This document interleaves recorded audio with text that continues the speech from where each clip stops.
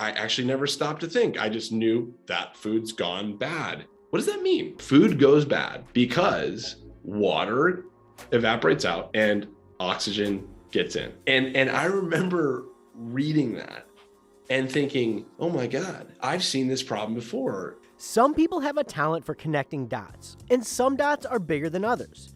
James Rogers learned that one of the main causes of global hunger isn't that we as a species aren't capable of growing enough food. It's that so much of it goes bad before it can be consumed. If he could find a way to stretch that out, he might be able to make a dent in world hunger. James thought that if we could slow the process of steel from oxidizing, why can't we do the same for a ripe avocado? All set? All set. Very cool. There are 3 numbers to look out for in this story. 2,000, the amount James spent on his home lab. 50,000, the amount the Bill and Melinda Gates Foundation invested in Apeel. And $2 billion, the company's total valuation. For CNBC Make It, I'm Nate Skid. This is Founder Effect. James grew up playing sports with his brothers, but he always had an interest in learning how things worked. In middle school, he was able to choose between a traditional science fair or the invention convention, and he always chose the latter. I remember doing like an automatic fish feeder one year, huge problems, that need solving. And I remember doing a never lost golf ball that would like make a noise so you could find it. In 2014, he was accepted to Carnegie Mellon, where he studied material science engineering and played football as an inside linebacker. And one of the earliest lessons he learned in a class on transportation was how rust forms. Oxygen reacts with iron, forming iron oxide, which over time destroys the iron. Metallurgists had figured out this clever trick that if you incorporated certain atoms, like chromium, for example, into the steel, that when that oxygen atom came in, the chromium atom would react with it, and it would form this little chromium oxide barrier around the outside. And that barrier would sit there and it would block more oxygen from getting in. And that was the innovation of stainless steel. After graduating in 2017, James realized he needed to go to grad school, but he wasn't necessarily after a degree. He wanted a mentor. And that was a big unlock for me because I realized that if I found a person whose interests matched mine, I could kind of go be an apprentice for that person and learn from their experience and their work. And that's what I ended up doing. I was introduced to a professor at UC Santa Barbara by the name of Ed Kramer. James wanted to see if he could lower the price of solar power by creating a paint that could turn sunlight into energy. The problem was that the paint reacted differently each time it was applied. So my 6.5 years of my life were spent developing techniques to watch the paint dry at a molecular level. The title of his PhD thesis was The Role of Solvent Additives in the Structural Order of Bulk Heterojunction Solar Cells. Not exactly a New York Times bestseller. But James also began taking business classes. If he landed on a world-changing idea, he needed to learn how to bring it to life.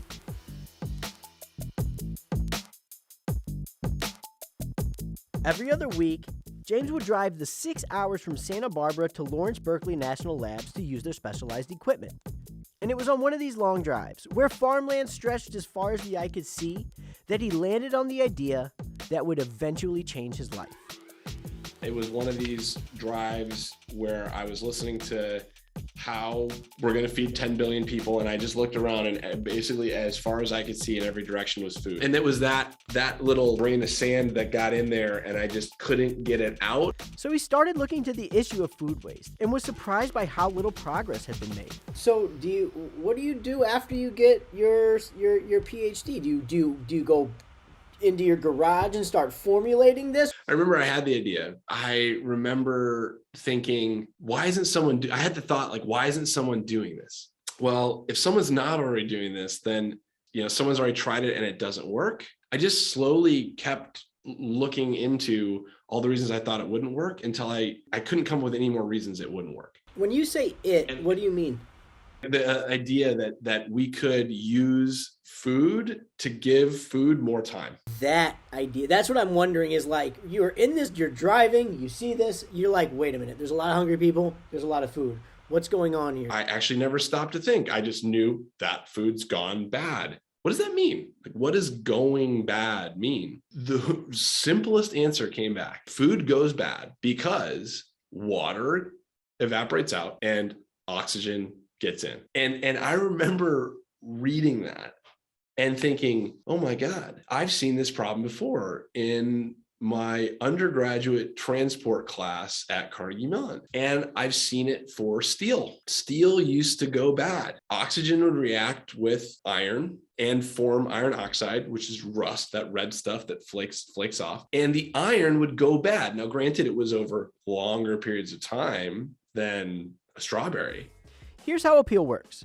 Produce is either dipped or sprayed with an edible coating that keeps oxygen out and water in, dramatically slowing the decaying process. James built a lab in his bedroom to start testing his hypothesis, using spent coffee cherries from a nearby farm.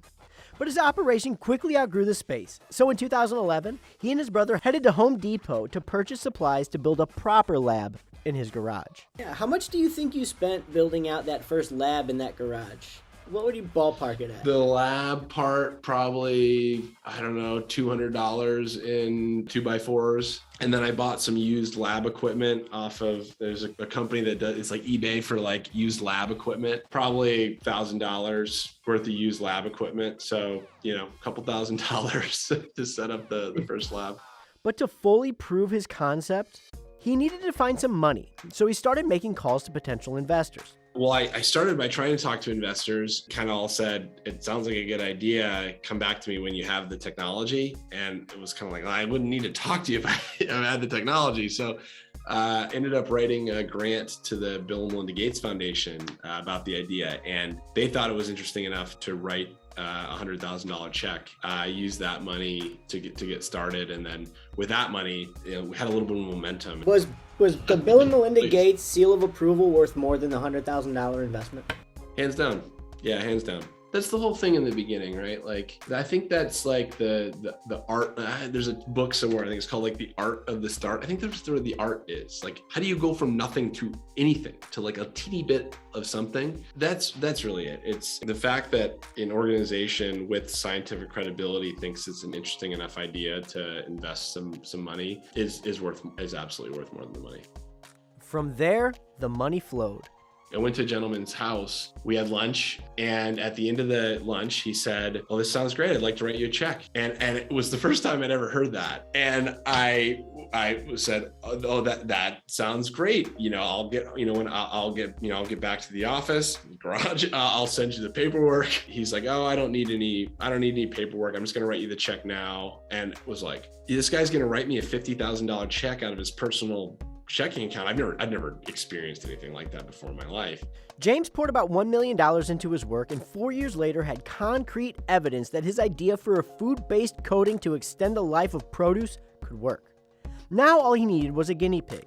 He was picking up some spent coffee cherries when he told the farmer about his idea. And he said, "Oh, that's a really interesting idea. Could you do anything for my finger limes?" And we're like, "What the hell's a finger lime?" And we bring some of these finger limes home with us, and we realize the reason he's asking us is because they only last about 5 days. We realized that actually this was the perfect fruit fly for our experiments because it goes bad so quickly that you can see differences between the formulations really, really rapidly. We started working furiously on these finger limes. And I remember that we developed, formula that got them from, 5 days up to 20 days. This was, to them, hugely exciting because they used to have to overnight ship these things to the restaurateurs that were, using them. And now all of a sudden, instead of having to pick, pack, and ship on the same day, they could pick one day, they could treat the next day, they could ship them the next day. But cool looking as they are, finger limes aren't nearly as popular as, say, avocados.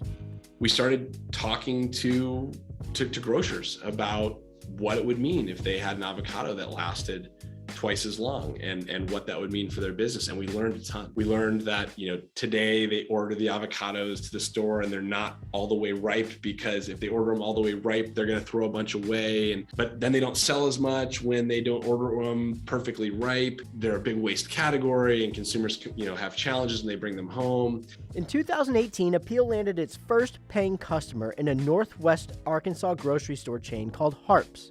Apeel's coating is applied at packing houses, which are basically drop-off points where thousands of farmers send their produce to be packaged and shipped to a final destination. But once we had the equipment installed with our first supplier and we were delivering the product to our grocery partner, and they were seeing the results, I'll never forget those beginning texts, from the store managers saying like, wow, we're getting 3 extra days of ripe time on our avocado. And it's just like, as other grocers saw how Apeel extended the shelf life of produce, they began asking about the product.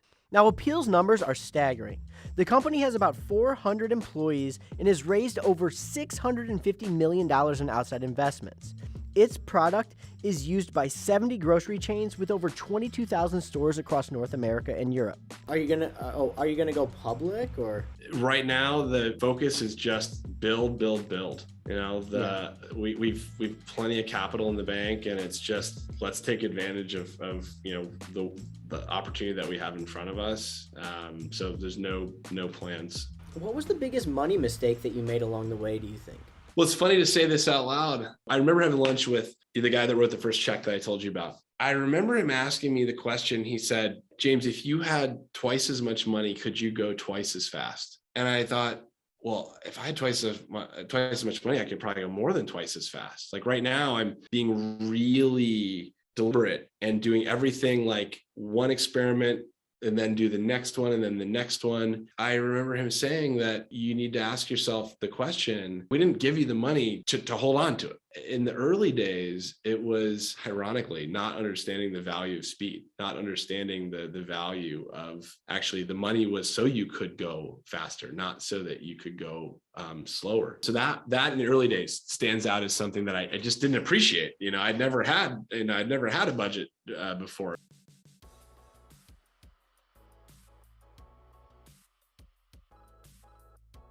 Do you see the complexity of building and operating the company being outside of your purview or interest area?